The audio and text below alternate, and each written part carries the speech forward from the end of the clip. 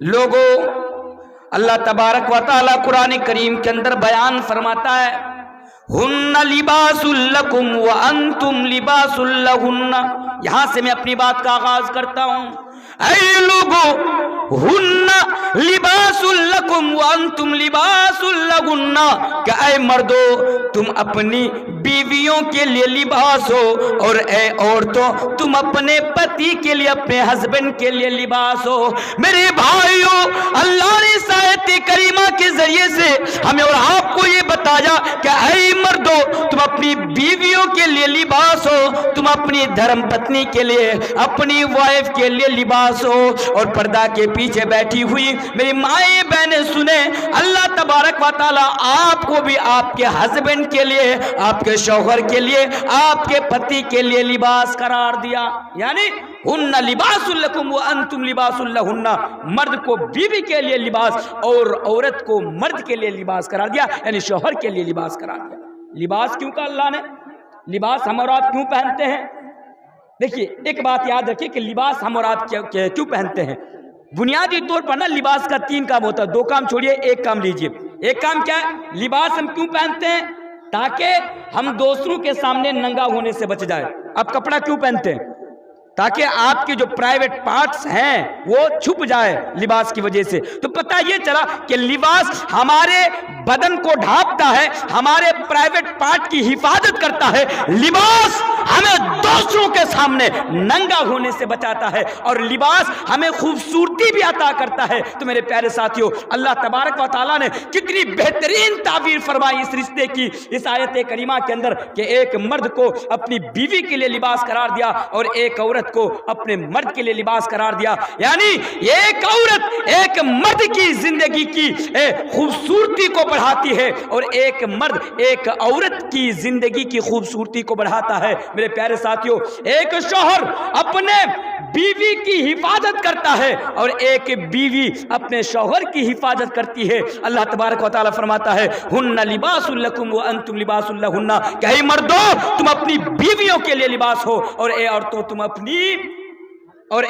تم اپنے ہسبینڈ کے لیے لباس ہو. چلیے دوسری آیت پر ذرا غور کیجئے.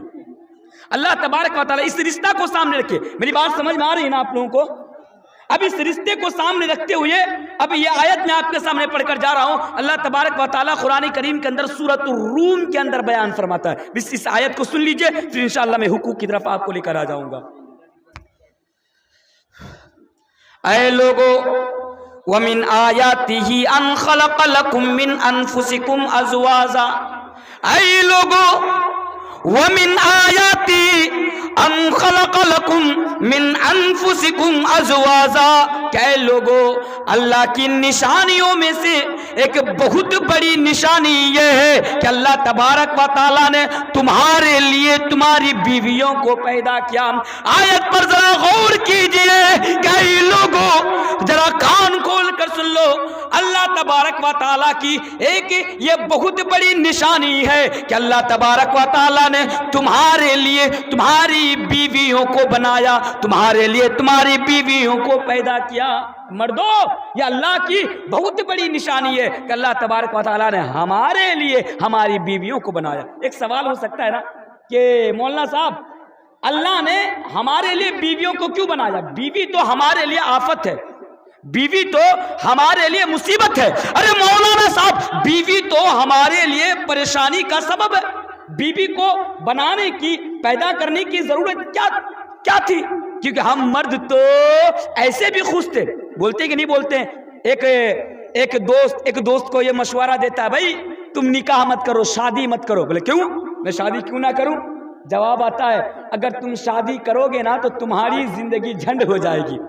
تو آج ہمیں یہ مشورہ دیا جاتا ہے ہمارے سماج میں، ہمارے گاؤں میں. ہمیں یہ جب شادی کا ٹائم آتا ہے، جب شادی کی عمر ہوتی ہے تو بہت سارے لوگ کہتے ہیں بھئی تنہا خوش ہو، اکیلا خوش ہو، شادی مت کرو. شادی کرو گے تو پرابلم میں پھنس جاؤ گے، کیونکہ شادی ہونے کے بعد ایک انسان کی زندگی جھنڈ ہو جاتی ہے.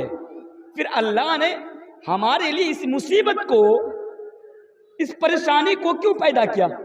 میرے پیارے ساتھیوں، اپنے دوستوں کو مشورہ دینے والوں اور شادی سے دور بھاگنے والوں ذرا سنو. اللہ تبارک و تعالیٰ فرماتا ہے وَمِنْ آیَاتِهِ أَنْ خَلَقَ لَكُمْ مِنْ أَنفُسِكُمْ أَزْوَاجًا کہ لوگو اللہ کی بہت بڑی نشانی یہ ہے کہ اللہ نے تمہارے لیے تمہاری بیویوں کو بنایا. کیوں بنایا؟ لِتَسْكُنُوا إِلَيْهَا اس لیے بنایا. اللہ فرماتا ہے لوگو میں نے تمہارے لیے تمہاری بیویوں کو اس لیے بنایا لِتَسْكُنُوا إِلَيْهَا تاکہ تم اپنی بیوی کے ذریعے سے سکون حاصل کر سکو. اللہ تبارک و تعالیٰ فرماتا ہے میں نے غور کیجیے اس آیت کریمہ کے اوپر میرے بھائیوں. اللہ فرماتا ہے کہ میں نے تمہارے لیے تمہاری بیویوں کو اس لیے بنایا تاکہ تم اپنے بیوی کے ذریعے سے سکون حاصل کر سکو. تو پتہ کیا چلا؟ بیوی ہمارے لیے پریشانی کا سبب نہیں ہے, بیوی ہمارے لیے سر درد نہیں ہے, بیوی ہمارے لیے پرابلم نہیں ہے, بلکہ بیوی تو وہ ہے جو ایک مرد کو ایک انسان کو اپنے ہسبینڈ کو سکون دیتی ہے. ایک نقطے کی بات بتا کر جا رہا ہوں. جتنے بھی لوگ یہاں پہ ہیں جو غیر شادی شدہ ہیں جن کی ابھی تک شادی نہیں ہوئی ہے, نوجوانوں اس بات کو غور سے سنو, میں آپ کے لیے بتا کر جا رہا ہوں.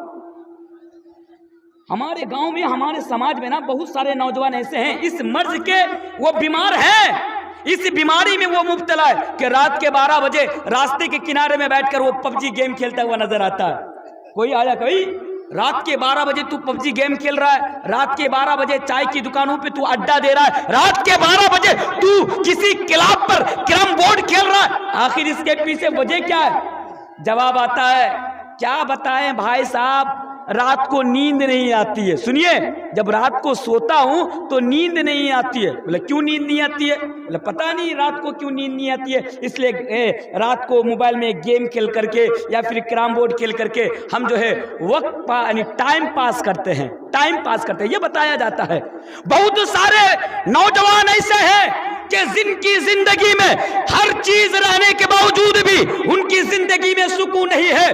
اللہ کی قسم میں یہ بات آپ کے سامنے کہہ کر جا رہا ہوں, ہمارے سماج میں, ہمارے گاؤں میں, ہمارے معاشرے میں کتنے ایسے نوجوان ہیں جو کبھی کبھار بلا وجہ ڈپریشن میں چلا جاتا ہے, اور دنیا میں ڈپریشن کا کوئی علاج نہیں ہے. اس لیے میں یہ بات آپ کے سامنے بتا کر جا رہا ہوں کہ نوجوانوں اگر آپ بھی ڈپریشن کا شکار ہیں, اگر آپ کی زندگی میں چین نہیں ہے, اگر آپ کی زندگی میں سکون نہیں ہے, اگر آپ کی زندگی میں قرار نہیں ہے, رات کے 12 بجے تک, رات کے 2 بجے تک, رات کے 3 بجے تک اگر آپ کو نیند نہیں آتی ہے تو میں آپ کو یہ مشورہ دے کر جاتا ہوں کہ آپ نکاح کر لیجئے. انشاءاللہ اگر آپ نکاح کر لیں گے تو آپ کی زندگی کے اندر سکون آ جائے گا. رب کعبہ کی قسم, ایک بیوی ایک مرد کو جو سکون دے سکتی ہے کائنات کی کوئی چیز وہ سکون ایک مرد کو نہیں دے سکتی ہے.